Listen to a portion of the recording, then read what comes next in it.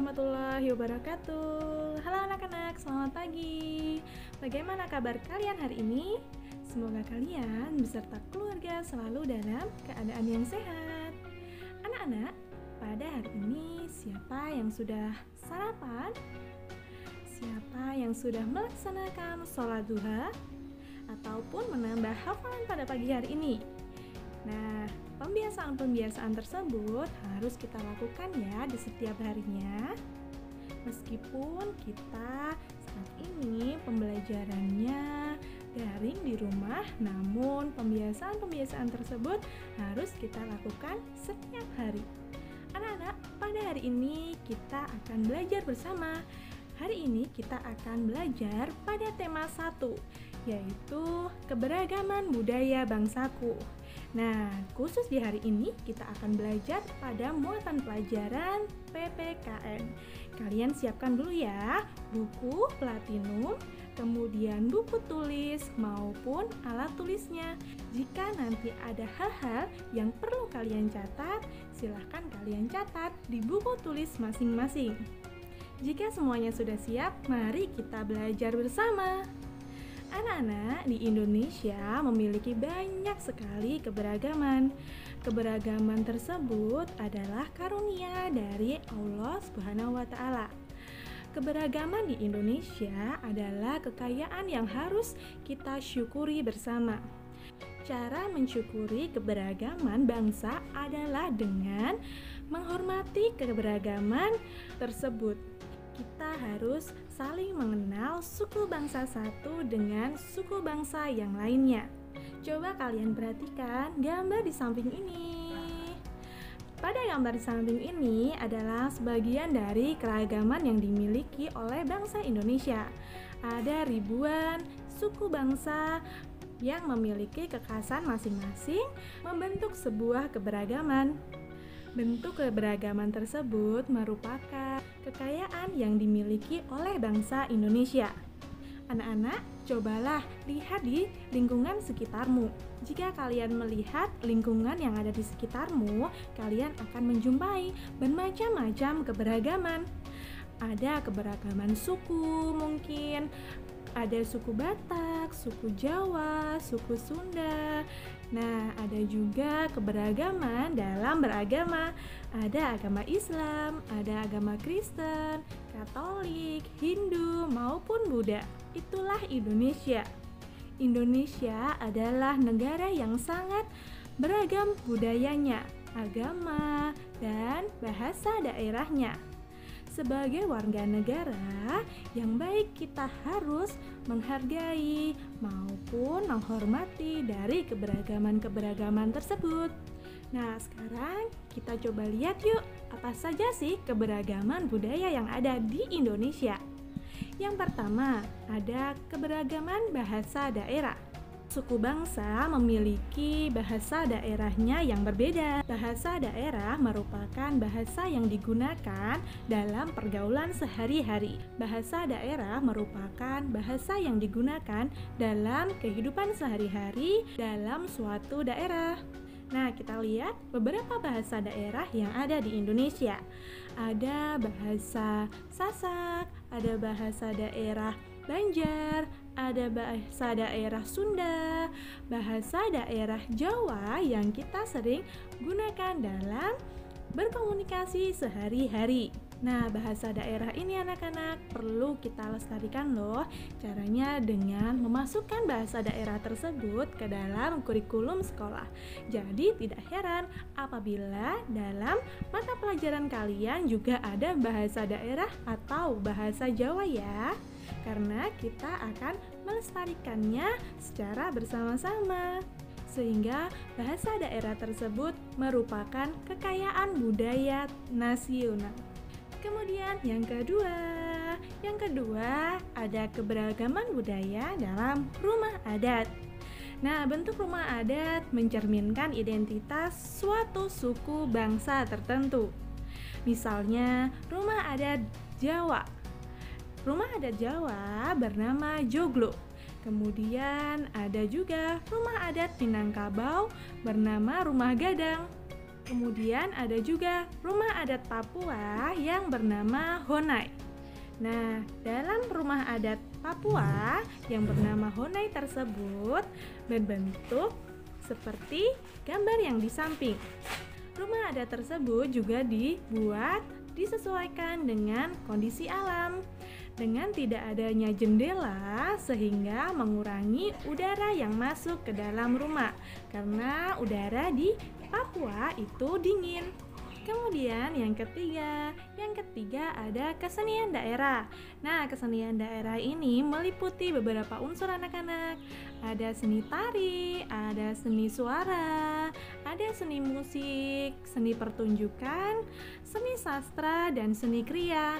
Kalian lihat contohnya pada gambar berikut ini. Nah, siapa yang pernah melihat dari salah satu gambar kesenian tersebut? Pasti kalian sudah pernah ya. Kemudian yang keempat ada upacara adat. Nah, adat istiadat adalah kebiasaan yang dilakukan secara turun-temurun oleh suatu masyarakat. Adat istiadat tersebut berkaitan dengan budaya setempat.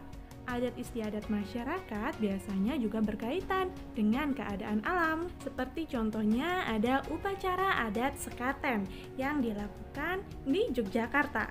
Kemudian yang kelima ada makanan tradisional. Di Indonesia ini terdapat beragam suku bangsa. Setiap suku bangsa tersebut memiliki makanan khas masing-masing, baik lauk pauk maupun dari jajanan.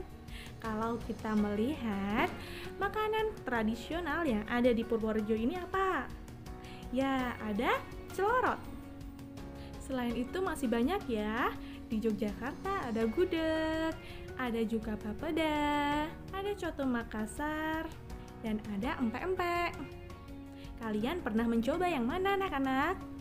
Ya, itu merupakan makanan khas tradisional dari daerahnya masing-masing. Kemudian yang keenam, ada kain tradisional. Indonesia juga memiliki kain tradisional. Hampir seluruh suku bangsa yang ada di Indonesia itu memiliki ragam kain tradisional yang sangat unik. Kain khas tradisional dari wilayah Nusantara adalah antara lain kain songket, ada batik, ada ulos, ada sasiringan, dan masih banyak lagi jenis-jenis kain tradisional yang ada di Indonesia. Kemudian yang terakhir ada senjata tradisional. Setiap daerah memiliki senjata tradisionalnya masing-masing. Dahulu, senjata tradisional sering digunakan untuk perkakas, berburu, maupun saat berperang. Nah, jika kita lihat pada gambar di samping ada berbagai macam senjata tradisional. Ada keris, ada celurit, ada badik, dan ada juga golok. Itu merupakan macam-macam senjata tradisional yang ada di Indonesia. Nah, itu dia anak-anak keberagaman yang dimiliki oleh negara Indonesia. Keberagaman tersebut merupakan suatu anugerah. Keragaman merupakan kekayaan dari bangsa Indonesia. Kita harus selalu mensyukurinya dan harus saling menghormati setiap perbedaannya. Perbedaan tidak boleh menyebabkan perpecahan. Perbedaan yang ada hendak menyatukan kita. Karena adanya ketergantungan antara manusia satu dengan manusia yang lainnya, atau manusia itu tidak bisa hidup sendiri tanpa bantuan orang lain, yang disebut makhluk sosial. Nah, contohnya, misalkan ada orang tua dan anak. Orang tua dan anak itu berbeda, tapi saling membutuhkan. Anak-anak membutuhkan orang tua yang pastinya untuk melindungi kalian, merawat kalian, dan menjaga kalian. Begitu juga sebaliknya, orang tua pasti juga membutuhkan kalian untuk tempat melimpahkan kasih sayang. Kemudian, guru dengan siswa. Guru dengan siswa juga saling membutuhkan loh. Guru membutuhkan siswa untuk memberikan ilmu dan siswa juga membutuhkan guru. Oleh karena itu, manusia harus memiliki sikap kerjasama. Kerjasama itu bisa dilakukan di mana saja. Bentuk kerjasama itu bermacam-macam ya anak-anak. Coba kita lihat, apa sih kerjasama yang kita lakukan di rumah? Di dalam rumah pastikan kita saling bantu-membantu. Ayah, ibu, anak saling bantu-membantu untuk menciptakan rumah yang nyaman. Coba contohnya apa saja? Ya, membersihkan rumah. Nah, masih banyak lagi kan kerjasama yang dilakukan oleh orang tua, anak, atau seluruh anggota keluarga untuk menciptakan lingkungan rumah yang nyaman. Pasti ada banyak sekali, kalian bisa mengingat-ingatnya ya. Kemudian selain kerjasama di rumah nih anak-anak, bisa juga kerjasama di sekolah. Di sekolah pun harus selalu bekerja sama anak-anak antara guru maupun murid. Contohnya seperti kerja bakti di sekolah, kemudian belajar secara berkelompok, dan masih banyak lagi ya anak-anak. Kemudian jika kita sudah bisa berhasil menerapkan kerjasama di lingkungan terkecil seperti di lingkungan rumah, kemudian di lingkungan sekolah, pasti kita juga bisa menerapkan kerjasama di lingkungan masyarakat. Lingkungan masyarakat merupakan lingkungan yang lebih beragam. Oleh karena itu, kita harus bersikap lebih lapang dada, lebih bersabar, karena banyak sekali perbedaan yang ada di lingkungan masyarakat. Ayo, contohnya apa kalau bekerja sama di lingkungan masyarakat? Ya, dengan melakukan ronda malam. Kemudian bisa juga dengan bekerja bakti bersama. Dan masih banyak lagi contohnya yang ada di lingkungan masyarakat. Kerjasama tersebut juga sama artinya dengan gotong royong. Gotong royong itu adalah ciri masyarakat di Indonesia loh. Nah, gotong royong merupakan wujud kerukunan yang ada di dalam masyarakat. Kerukunan dalam masyarakat itu patut kita syukuri dan kita jaga. Coba kalian lihat gambar di samping ini. Sifat gotong royong di masyarakat kita, terutama masyarakat tradisional di pedesaan, masih sangat terasa begitu kental, baik dalam acara suka maupun duka. Rasa keterikatan tersebut begitu mengikat batin dan kekeluargaan, begitu mengikat satu sama yang lainnya dalam kehidupan sebagai keluarga besar. Bergotong royong merupakan saling membantu antar warga. Nah, bergotong royong itu harus kita terapkan ya anak-anak di semua lingkungan kita, karena merupakan ciri khas masyarakat Indonesia. Walaupun di lingkungan kita itu ada berbagai macam perbedaan, namun hendaknya keberagaman itu tidak menimbulkan konflik, tidak menimbulkan perpecahan. Tetapi dalam keberagaman tersebut diharapkan bisa tercipta keharmonisan. Seperti kalau kalian melihat permainan sebuah musik.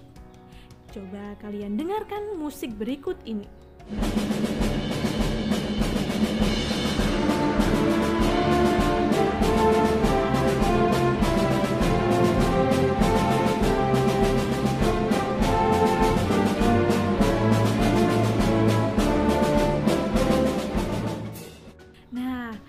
Musik tersebut dimainkan bukan hanya satu alat musik saja anak-anak, tapi banyak sekali alat musik yang berbeda sehingga menciptakan suatu melodi yang indah.